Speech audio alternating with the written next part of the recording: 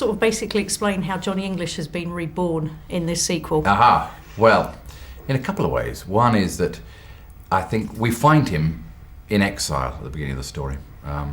He's been cast out of the Secret Service for clearly some massive cock-up in the previous mission. And so we find him in the mountains of Tibet.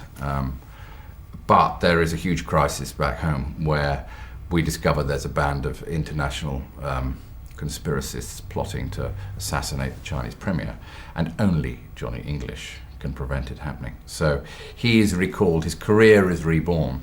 But then actually more literally towards the end of the story we see how far he goes in pursuit of his duty, and what in fact he learns in Tibet, and how that is brought to bear in the moment of crisis, and a moment where we think we may have lost him. In fact, we've not. So, yeah, I think he's reborn in a couple of ways. Hopefully, the main thing is there's a whole new energy in this film, where he's been away for 8 years and he comes bursting back. I mean, you mentioned 8 years. Got mixed responses to the first one. What did you feel, when you got the project, what did you feel that you could sort of inject into the franchise to make it a little different this time around? Well, it felt like there was a couple of things particularly appealed to me. One was, because there have been 8 years, there's been quite a transformation in the way the world of espionage has been portrayed. The new Bond, Jason Bourne, all that felt like there was good meat for us to feed on, and a good new style of portraying these spies, and there seemed to be some fun in bringing old school back into a new school, and seeing just the dynamic of that gave us quite a lot of good opportunities for comedy, but also as a way of shooting it. So we were quite keen, and the thing that really attracted me was when I read Hamish McCall's script, which was pretty ambitious in trying to create a genuine thriller. So we really did assemble a cast that is a strong, top-notch British cast, and would be happily, at home with Daniel Craig. But and the only, if you like, the comic unpredictability coming from Rowan at the centre of that. So that felt like it was a different personality of a film, and that appealed to me a lot. You're talking about Rowan, and quite a great cast actually. Did they need some convincing? I mean, how did you get them on board? Well, I think it is tricky for some actors to think, how am I going to exist in the same universe as this comic creature that is Rowan Atkinson? But a lot of people, I think, are huge fans of his. Dominic West, I know, is addicted to Blackadder, and he is. I think it's a very tantalising prospect working with him. But also, I do think they related to the script and could see that there was an ambition to take it to a place of rebirth. That we were reinventing it, and so there was an excitement in being involved in that, I think. It really is a giggle a minute. I was surprised. I'll be honest, I was surprised, but it was a giggle a minute. It must have been.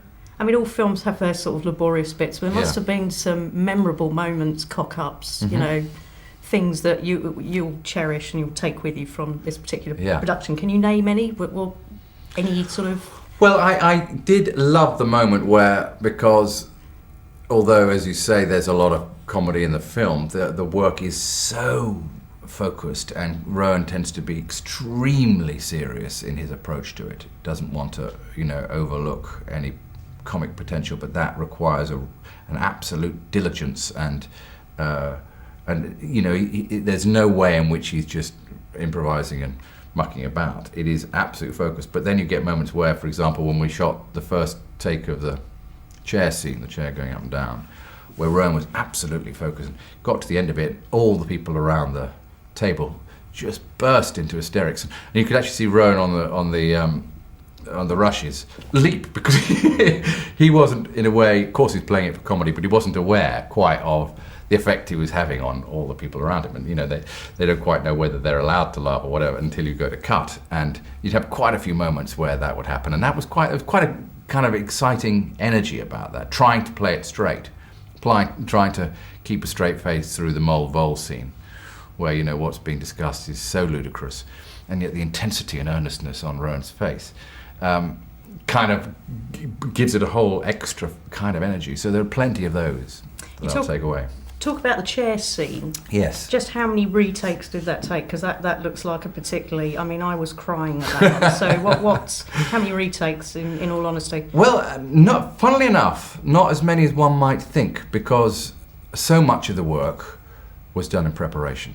You know, because we did have to drill the chair into the ground to get that kind of control over it. And we did do all sorts of, rehearsal with the speed and the control that Rowan would need to operate it, and amazingly, it was one of those things where I was shooting it quite early on. We shot the wider shot, 3-shot. I thought, do we need anything else?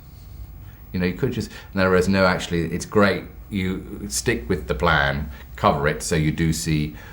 You look away for a moment and then see how high he's got, or So we did need it, but actually, the way it was cut hardly changed through the whole of post-production. There was something that just fit into place like a jigsaw puzzle straight away, and Rowan does tend to like quite a lot of takes on things, but that one I wouldn't have said particularly.